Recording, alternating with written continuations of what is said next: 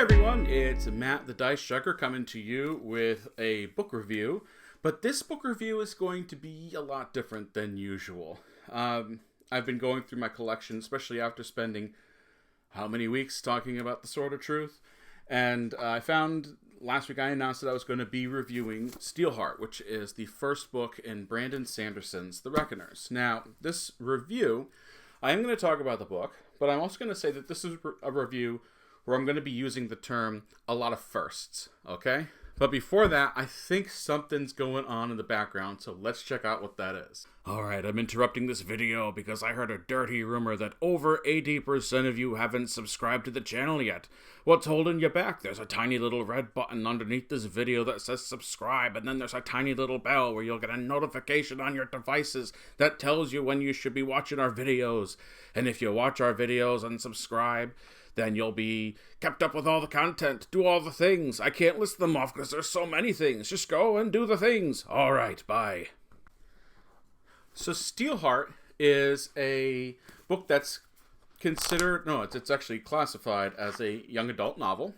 It centers around a young man named David in this world where there was this calamity and superheroes, like 80% of the population becomes superheroes. The problem is that they don't really, the superheroes kind of just take over. And eventually they get called epics. And each of the big epics gets to take control of a city. This one focuses around the new built Chicago, which is now called New Chicago. And the person who is running it is Steelheart. Steelheart is very much your typical Superman style superhero. You know, the big buff, indestructible type of thing. And so David eventually discovers that there's this group called the Reckoners, and they are a bunch of people who research superheroes and epics, and try to kill them and release their grip on control throughout the world. But not only does he discover them, he also they also find out that he is a wealth of information himself. He has done a lot of research on epics as well. He does a lot of work to figure out their weaknesses, where they usually are, and they realize that he's a benefit to their organization too, and each person in the organization has their own specialties. So it is kind of like it's just a bunch of like people who are wiping them out. Now, when I first read this, my mind immediately went to The Incredibles, because I remember there was the time when the superheroes were like generally accepted, and then they kind of got cast out by society, and eventually brought back in. And I'm not sure why my mind went to The Incredibles, but because there were groups of people who were kind of rounding up the superheroes and putting them into certain situations where they could live out the rest of their lives. That's what it felt like, except that in this universe, they don't round them up to find places where they can live out the rest of their lives in peace. In this book, it's just, we're going to kill them. All right? So, this was my first Brandon Sanderson novel. I had heard of Sanderson. I was still reading both Wheel of Time and Sword of Truth at the moment. I had not read Mistborn. Everyone told me to read Mistborn.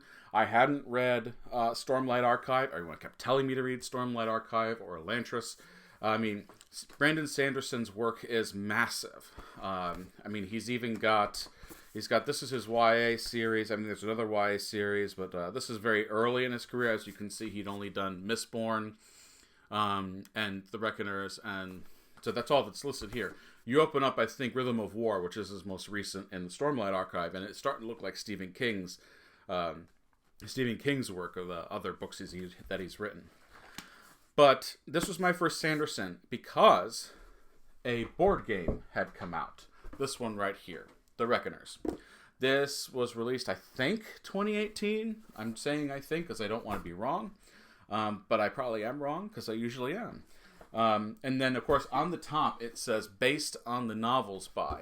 So, in a situation like this, usually, Jen's the one doing this. Books and board games, that's her thing. I did that when I was reviewing historical games.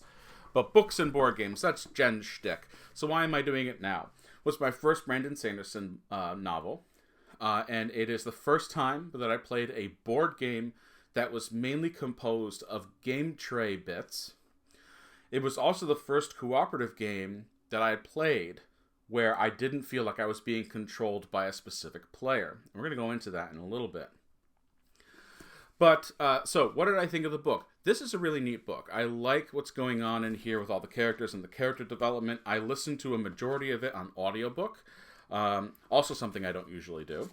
And the way that like all the information was coming to light throughout all the layers of everything was really neat. Brandon Sanderson writes great chase scenes. There's a few in this one. He writes great action. Everything always keeps pushing forward. My mind, goes back to when we were talking about Terry Goodkind, who used to take 200 pages, or 100 pages plus at least, to write a chase scene. And while all the detail was appreciated, it started to drag. Sanderson's chase scenes are fast. They really kind of just keep pushing and pushing and pushing it. Oh, it's wonderful to read because he just has that great way about him. Sanderson's dialogue, I still think, is some of the best in the industry for fantasy and sci-fi. I say that because someone in the comments is going to be like, well, if you haven't read this person, then you're really missing out. Sure, that's great. But I just want to say that I think he's got some of the best dialogue in fantasy and science fiction. This is coming after especially reading. Remember, I just finished reviewing Up Sword of Truth, where a lot of the dialogue was just consistently praising Richard Rahl, and he was always telling people how wonderful he is and how his way is the right way. So going from that to this, I mean, it was like a brand new world. And after I finished reading Steelheart, yes, I went to the next book in the series. There's only 3. But I also went into Mistborn. Just the first book. I even found a copy of it where it was... The Mistborn was the name of the series, and the first book is called The Final Empire. Now, when you look it up, I believe it just says Mistborn. Yeah, it just says Mistborn. So, how would I rate this book? This is, first off, it's a quick read. You can usually read any of the Reckoner's books within 2 or 3 days. If you're listening to it, of course, a little bit longer, but it moves so fast. And the world building here is fascinating. Each epic has their own specialty, and they're called into certain areas to help figure out what's going on. There's one of them. I mean, of course they do that, but there was one, and now it's escaping me.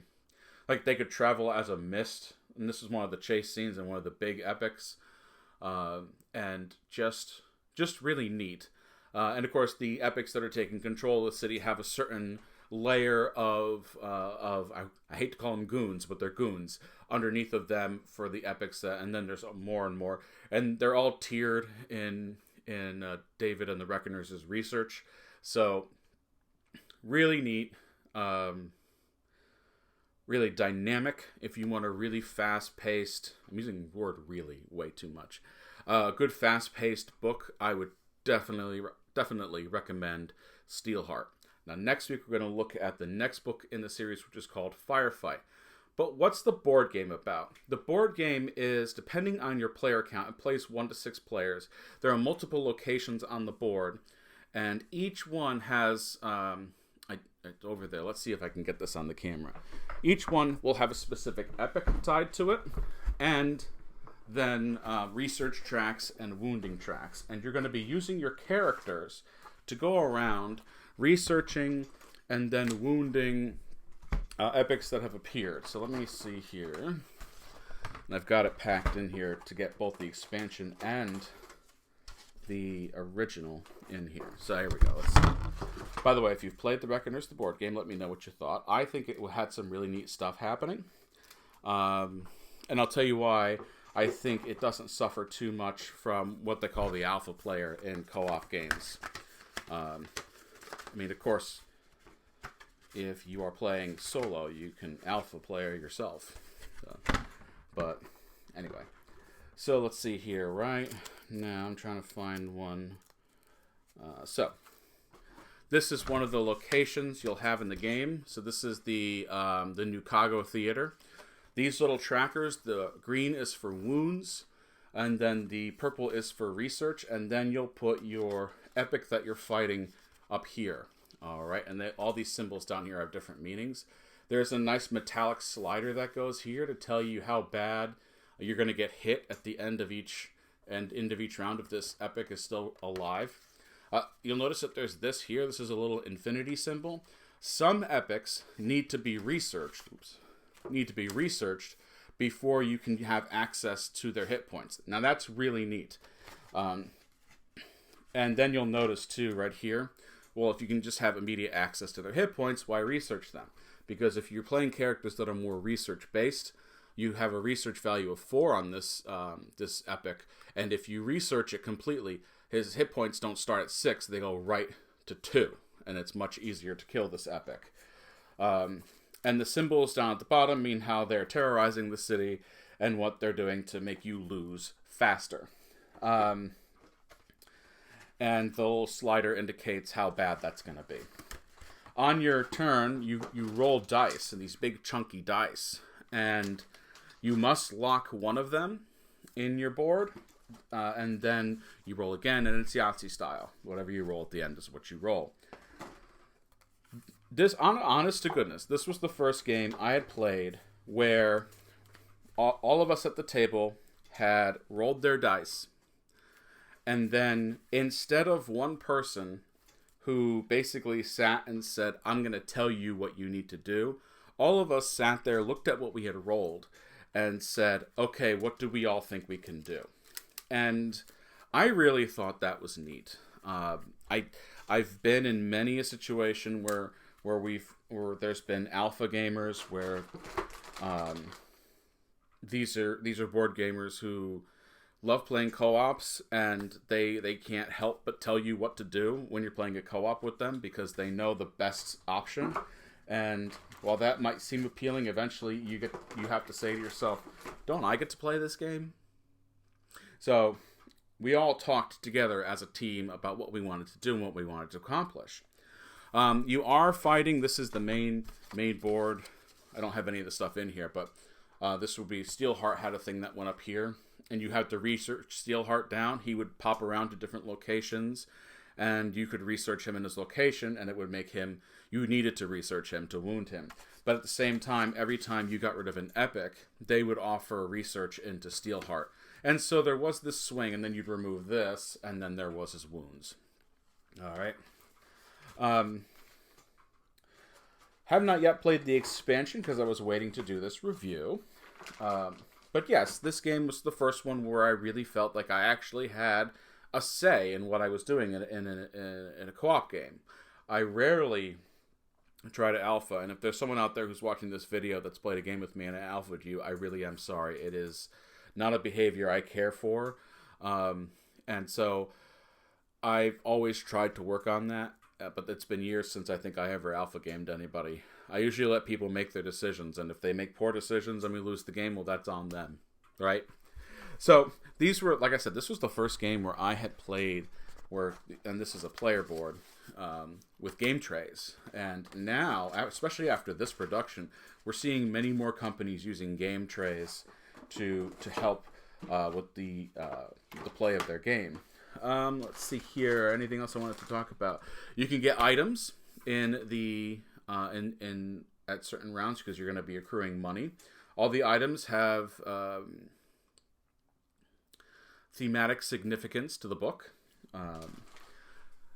If you had gotten this, is this the one? It comes with this book because in order to fill up the roster of villains you're going to be fighting, there were some stuff that needed to be written. And originally this was a Kickstarter game, and so there's some special characters that were Kickstarted. But even better, this was actually written by Sanderson. All right, so all of this information about the epics is written by Sanderson. And he even appears at the end as an epic. Quicksand is his name. So, yeah, really neat stuff going on here. Exclusive content by Brandon Sanderson. Stuff that may not have been able to get covered in the book or any of the books that he was able to show here.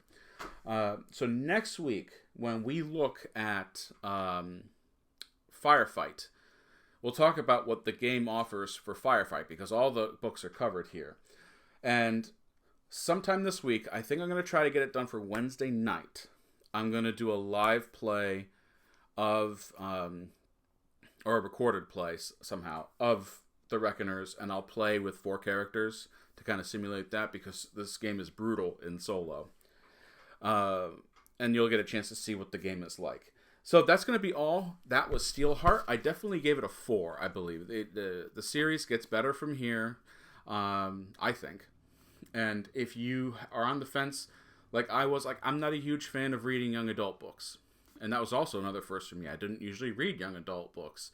But because there was a board game based off of it, and we love the board game so much, I wanted to give it a shot. This is really well done. So check it out. Brandon Sanderson's Steelheart, and the board game The Reckoners. I'm not sure if this is still in stores. I know a few stores might have copies of it. But that's going to be all for this week. Thanks for joining me. We'll see you next time, everybody.